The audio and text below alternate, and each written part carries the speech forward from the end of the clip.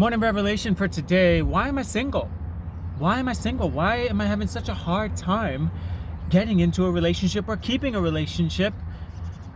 Because God has commanded you to be fruitful and to be prosperous in the land. Number one, foremost. Okay, He's given you work to do. He's given you gifts to do. When God created Adam and Eve, He created Adam. He said, okay, Adam, I created you. I've given you the land. Now work. Work, be fruitful and be prosperous in the land. Work. And then as you figure out your work, then I'm going to give you a partner so you won't be lonely.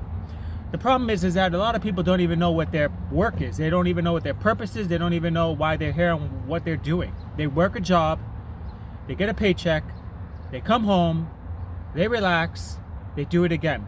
And then the weekend comes, they get up late, they do some fun things, hopefully, or they hold on for dear life because they don't have any money and they're hunkering down. And then they repeat the process again. And they're not really happy. So if you don't understand your work and your purpose and why you're here for, then why are you searching to go get into a relationship before you do that? Because if you try to get into a relationship and find your hope and identity in a relationship in somebody else just as easily as you found one, it's just as easily that relationship, that hope and identity can be taken away. Because people don't have what you need. People can never be everything that you need them to be. And people can't even like themselves 110% all the time, 24/7, 365. So how are they going to like and love you 365, 24/7 for years and years and years? You see what I'm saying? So if you don't understand your hope and your purpose and your dreams and your gifts and your desires and your work beforehand, and you get into a relationship and you find somebody that knows that, what do you think you're going to do to that person who has all their stuff together? If you don't have your stuff together, you're going to bring that person down. You're going to mess them you're going to mess them up. So that's why you can't put people and relationships above and beyond what God's commanded you to do. It says in Genesis that God created Adam and He commanded him to work. He commanded him to be prosperous and work and be diligent across the land. I've provisioned all these things out for you. So be fruitful in the land. Then I'm going to give you a helper.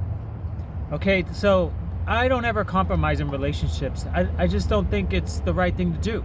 You know, God's commanded me to be fruitful and prosperous in the land. He's gifted me with all these incredible gifts and talents and abilities, and He's gifted you with that too as well. So why would you compromise that for the sake of not being alone, or for the sake of somebody else that doesn't know what the gifts and talents and the gifts and God's have given you? They haven't deposited that in you. So why would you compromise what God has given you before the foundations of the earth? And He's predestined all single one of your days. Why would you compromise that for somebody who doesn't even know you? They haven't created you. They only know a little piece about you, whatever you show them. Okay, God's known you before you were even born. He's gifted you. He's given you the skills. So never compromise what God has given you to do. If you know your work and you know what you're here for and you know what you've been designed to do, and you are living in your gifts and you're pursuing your gifts and you are working in your gifts, then never compromise that for anyone. I don't care who they are. I don't care what they're about. I don't care what they're going through. I don't care how great the sex is. I don't care how great they look. I don't care all the things that they got going for them. Never compromise what God has given you to do. Never compromise the gifts that God has gifted you to be. Never, ever give that up for anybody else. Because the moment you give that up for somebody else, you have already given them the power to control your life. And that person should never have that power to control your life. God has given you an amazing life. And He is the one who's commanded you to do great things in this world.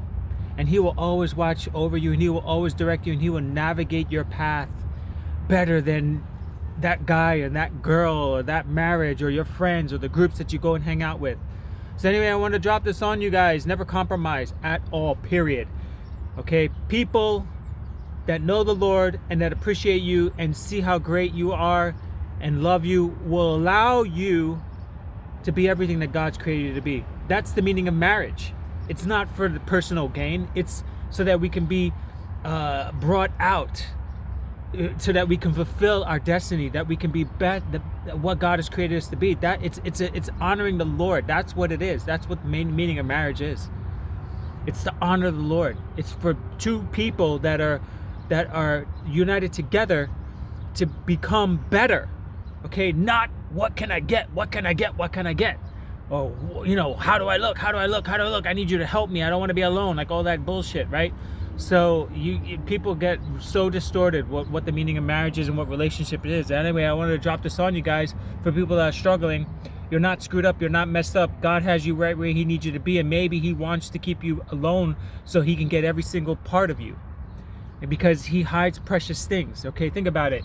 Your jewelry is not just laying out there. It's hidden. It's put away. It's precious. God put you away because you are precious. And maybe he needs to keep you away from certain things because he knows that it's going to steal what he has for you, your destiny. Anyway, I love you guys. Live free, live amazingly.